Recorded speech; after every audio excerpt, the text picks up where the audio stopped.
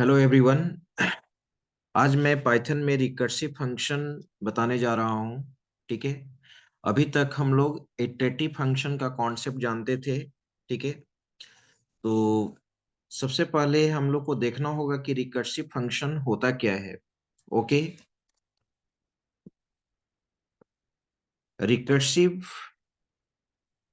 Function, तो आप iterative function का कॉन्सेप्ट जानते हैं कि या किसी फंक्शन का ब्लॉक ऑफ स्टेटमेंट कब एग्जीक्यूट करता है। जब उस फंक्शन को हम लोग कॉल करते हैं तो उस फंक्शन का ब्लॉक ऑफ स्टेटमेंट एग्जीक्यूट करता है, राइट। ठीक है।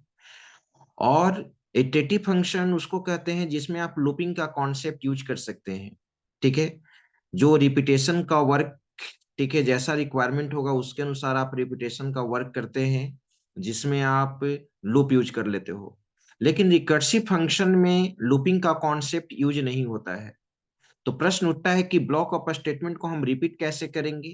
जैसे फैक्टोरियल नंबर का प्रोग्राम बनाना हो, या सम ऑफ ऑल डिजिट का प्रोग्राम बनाना हो, टेबल प्रिंट करना हो, जिसमें आप लूपिंग स्टेटमेंट यूज करते हो।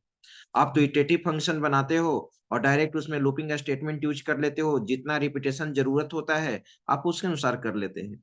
लेकिन रिकर्सिव फंक्शन में हम लूपिंग का कॉन्सेप्ट यूज नहीं करते हैं। तो how do you repeat block of statement multiple times according to requirement. तो रिकर्सिव फंक्शन उस फंक्शन को बोलेंगे जो फंक्शन खुद कॉल होता है, इट सेल्फ कॉल होता है। A function is said to be recursive if it calls it self.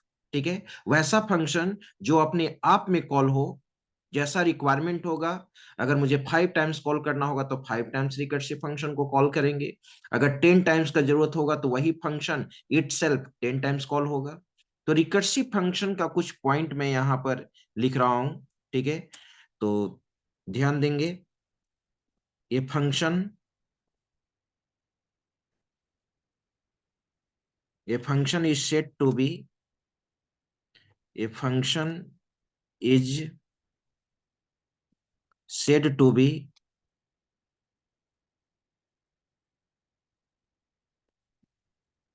recursive if it calls itself।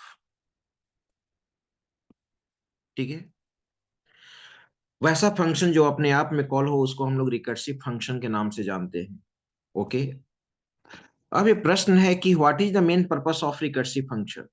Recursive function का मेन पर्पस होता है लार्ज प्रॉब्लम को सोल्व करना। अगर आपके पास कोई कॉम्प्लेक्स प्रॉब्लम है तो उस कॉम्प्लेक्स प्रॉब्लम को सोल्व करने के लिए रिकर्सिव फंक्शन बहुत ही हेल्प करता है। जब आप आगे डेटा स्ट्रक्चर पढ़ेंगे, ठीक है, तो उसमें ट्री का प्रोग्राम हो, ग्राफ का प्रोग्राम हो, या आप डिजाइन डा पढ़ेंगे, डिजाइन एनालिसिस एंड एल्गोरिथम, तो बहुत सारा ऐसा एल्गोरिथम होता है जिसमें रिकर्सिव फंक्शन का कॉन्सेप्ट यूज करते हैं। तो कॉम्प्लेक्स प्रॉब्लम को सोल्व करने के लिए रिकर्सिव फंक्शन को हम लोग यूज करते हैं। तो यहां पर लिख सकते हैं it's main objective is, objective is to solve complex problem, complex problem in computer science, in computer science। ठीक है। और रिकर्सिव फंक्शन का बेनिफिट क्या है कि इसका कोडिंग कम होता है, लेस कोडिंग होता है रेदर देन इटरेटिव फंक्शन। तो आप लिख सकते हैं it's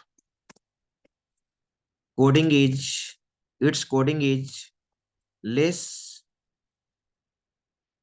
rather than iterative function, iterative function. Okay. और कहा जाता है कि रिकर्सिव फंक्शन का एग्जीक्यूशन भी फास्ट होता है rather than iterative function. It's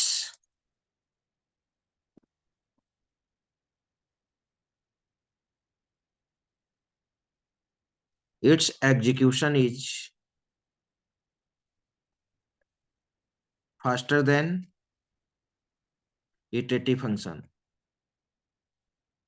okay. इसके बाद इटरेटिव फंक्शन के रिकर्सिव फंक्शन के अंदर लूपिंग स्टेटमेंट को हम लोग यूज नहीं करते हैं। याद रखिएगा, कभी भी रिकर्सिव फंक्शन लूपिंग स्टेटमेंट को नहीं रखता है। It does not contain it does not contain looping statement। Okay. अब प्रश्न उठता है कि how do you implement recursive function. Recursive function को हम लोग इम्प्लीमेंट कैसे करेंगे? तो आइए मैं यहाँ पर एक प्रोग्राम के थ्रू आपको दिखाता हूँ कैसे रिकर्सिव फंक्शन को हम लोग इम्प्लीमेंट करते हैं। तो रिकर्सिव फंक्शन में एक हम लोग बेस कंडीशन क्रिएट करते हैं, कहाँ तक ब्लॉक ऑफ स्टेटमेंट को रिपीट करना है, रिकर्सिव फंक्शन का कॉलिंग कहाँ तक चलना चाहिए, कब स्टॉप होना चाहिए। जब रिकर्सिव फंक्शन हम जब रिकर्सिव फंक्शन को स्टॉप करना है, ठीक है, तो जो कंडीशन हम स्पेसिफाई करेंगे स्टॉप करने का, वहीं पे रिकर्सिव फंक्शन हमारा कॉल होना क्लोज हो जाएगा।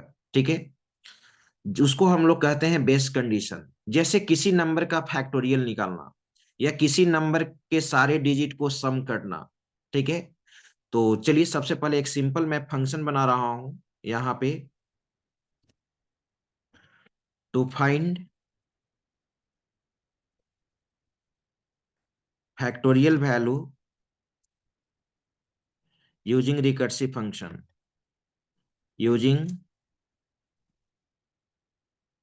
Recursive function. Okay.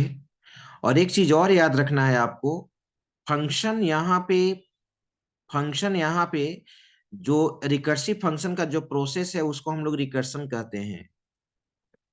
This process is called process is called recursion. Okay. चलिए अब हम लोग इसको इम्प्लीमेंट करते हैं। तो आप ऑलरेडी जानते हैं कि फंक्शन कैसे बनाया जाता है। डेफ फंक्शन का नाम मैंने दे दिया फाइंड फैक्टोरियल या फाइंड फैक्ट नाम दे दिया। कोशिश करना चाहिए कि फंक्शन हमारा वैल्यू रिटर्न करे और पैरामीटराइज फंक्शन हो। तो मैंने एक पैरामीटर पास कर दिया जिसका फैक्टोरियल वैल्यू निकालना है। ध्यान दो, किसी भी इटरेटिव फंक्शन को कैसे आप रिकर्सिव फंक्शन में कन्वर्ट करेंगे उसका मैं एक टिप्स दे रहा हूं। फंक्शन हमारा रिटर्न टाइप होना चाहिए, दूसरा हो पैरामीटराइज फंक्शन हो, और पैरामीटर का वैल्यू जो हो मैनिपुलेट होना चाहिए। ठीक है, यानी उस पे कुछ ऑपरेशन परफॉर्म हो। एन का वैल्यू घटना चाहिए, बढ़ना चाहिए, जो भी हो, एन का वैल्यू जो भी पैरामीटर पास करेंगे वो मैनिपुलेट होना चाहिए। तो एन यानी जो नंबर हम पास करेंगे उसका फैक्टोरियल वैल्यू आना चाहिए। आप जानते हैं कि अगर 5 का फैक्टोरियल निकालना है तो 5 × 4 × 2 × 1 तक जाएगा। तो एक बेस कंडीशन होगा यहाँ पे ना। तो अगर मैंने यहां पर लिख दिया सपोज इफ,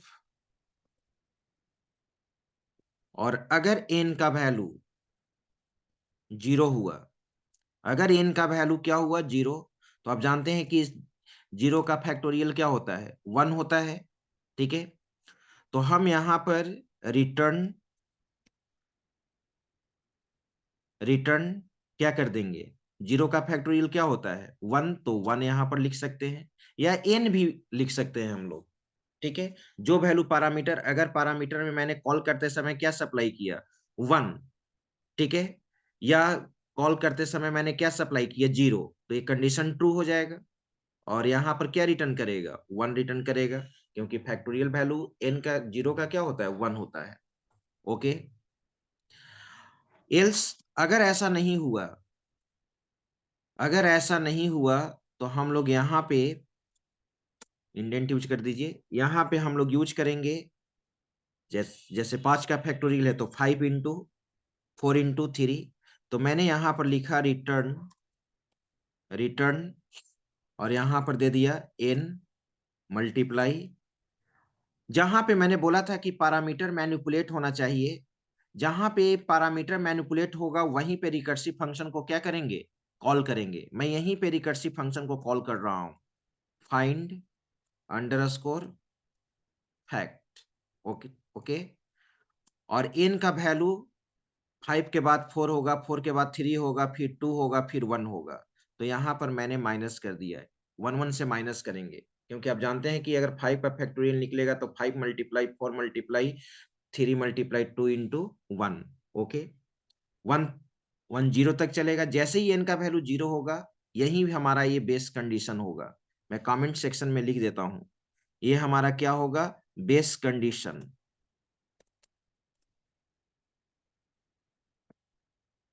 ठीक है, यहाँ पे रिकर्सिव फंक्शन कॉल होना स्टॉप हो जाएगा।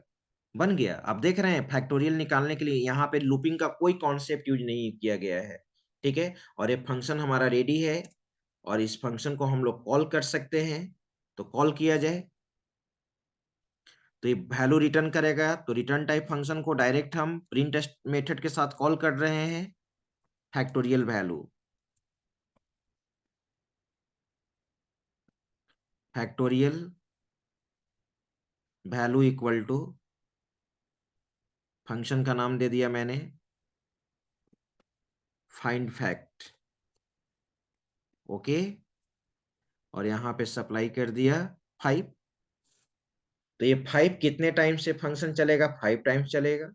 और जैसे ही 5, आप जब इस प्रोग्राम को ड्राई रन करोगे तो 5 यहाँ पे आएगा, 5 मल्टीप्लाई, ठीक है, एन का वैल्यू मैंने क्या सप्लाई किया 5, n equals to 0, condition false, else part execute करेगा। तो 5 इंटू फाइंड फैक्ट एन का वैल्यू, फिर क्या होगा, पैरामीटर का वैल्यू 4 होगा, फिर ये फंक्शन कॉल होगा, फिर इनका value 4, condition false, else part execute करेगा। यही प्रोसेस चलते रहेगा और कहां तक पहुंचेगा, बेस कंडीशन तक। जैसे ही इनका वैल्यू 0 होगा, रिटर्न यहाँ पे 1, यानी हमारा बेस कंडीशन को फुलफिल कर दिया रिकर्सिव फंक्शन। यहीं पे हमारा कॉल होना रिकर्सिव फंक्शन स्टॉप कर देगा। अब इसको सेव करके आप रन करा सकते हैं। मैंने यहाँ पर नाम दे दिया फैक्टोरियल। ओके, फैक्टोरियल से ऑलरेडी प्रोग्राम है, आप यहाँ पे दूसरा नाम दे दीजिए फैक्टोरियल 1। मैं कर देता हूं सेव। अब इसको आप रन कराइए, रन मॉड्यूल। देखिए फैक्टोरियल वैल्यू इक्वल टू क्या आ गया, 120। ओके, उसी तरह से मैं एक दूसरा भी प्रोग्राम बना रहा हूं। यहाँ पे एक और इटरेटिव फंक्शन मैंने बनाया। यहीं पे मैं बना लेता हूं, मोर देन वन फंक्शन हो सकता है हमारे पास। अब यहाँ पे एक और फंक्शन मैंने बनाया, ठीक है, सम ऑफ ऑल डिजिट। कोई नंबर इनपुट करना है, सारे डिजिट को क्या करना है, सम करना है। तो फाइंड सम डिजिट। ओके, जो पैरामीटर में पास करोगे, मैंने बोला था कि आपका प्रॉब्लम इजी हो जाएगा, फंक्शन को रिटर्न टाइप बनाओ और पैरामीटराइज बनाओ। तो मैंने यहाँ पर एन, जो भी वैल्यू हम सप्लाई करेंगे, ठीक है, उसमें सारे डिजिट का सम हो जाना चाहिए। तो सबसे पहले आप ध्यान दीजिए, जब आप डिजिट, सारे डिजिट का सम करने का प्रोग्राम बनाते हैं, तो आप एन के वैल्यू को 10 से डिवाइड करते जाते हो और डिजिट भी निकालते जाते हो, रिमाइंडर। कब तक एन के वैल्यू को डिवाइड करते जाते हैं, जब तक एन का वैल्यू जीरो नहीं हो जाए। एन का वैल्यू जीरो नहीं हो जाए। आप लिखते हो ना कोडिंग में, लूप से जब प्रॉब्लम बनाते हो तो आप लिखते हैं n equal to n by 10। तो कब तक, जब तक एन का वैल्यू जीरो नहीं हो जाता है तब तक हम लूप में बने रहते हैं। जैसे ही एन का वैल्यू जीरो हो जाएगा तो लूप से हम लोग क्या हो जाते हैं, बाहर। तो यहाँ पर एक बेस कंडीशन बनाना होगा, कब इटरेटिव फंक्शन, कब रिकर्सिव फंक्शन हमारा स्टॉप होगा। तो मैं लिख रहा हूं very simple, if n equals to zero. जब एन का वैल्यू जीरो हो जाएगा, ठीक है, तो रिटर्न करेगा, इंडेंट दे दो। तो एन का वैल्यू जीरो हो जाएगा, एक मिनट, सेमीकोलन, ठीक है, यहां पर मैंने दे दिया रिटर्न, ठीक है, जीरो दे दिया। ओके, आगे बढ़िए। एल्स, एल्स में आप याद करो, अब मुझे डिजिट, आप डिजिट निकालते थे, तो मुझे यहाँ पे रिटर्न यूज करना होगा, रिटर्न, और मुझे लिखना होगा सम, सम नहीं तो हम यहाँ पे n% 10, ये क्या निकल जाएगा, डिजिट निकल जाएगा। ओके, ये हमारा डिजिट निकल जाएगा और डिजिट को आप सम करते हो, ठीक है, तो प्लस, और यहीं पे फंक्शन को कॉल कर लेते हैं, फाइंड सम डिजिट। ओके, और यहीं पे क्या करते हैं आप, नेक्स्ट एन का वैल्यू अगर 845 है तो 10 से डिवाइड करते हैं तो 84 आना चाहिए, फिर 10 से डिवाइड करते हो 8 होता है, फिर 0, तो यहीं पे n/2 मैंने यूज कर दिया, ठीक है। Integer division, double forward slash integer division, 10 से डिवाइड करेंगे, सॉरी 10 से डिवाइड होगा।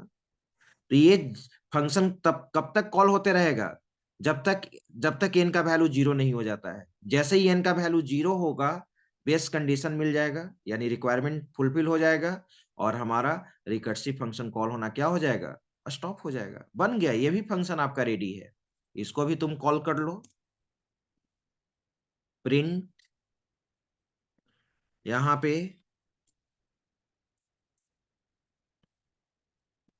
सम of all digit equal to, function को कॉल किया जाए, फंक्शन का नाम है फाइंड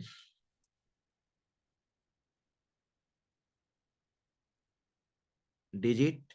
मैंने इसमें जो भी वैल्यू दिया, मैंने वैल्यू दे दिया 8456, तो क्या आना चाहिए, 8 + 4 12, और 5 1270, और 23 आना चाहिए। रन करा के देखिए,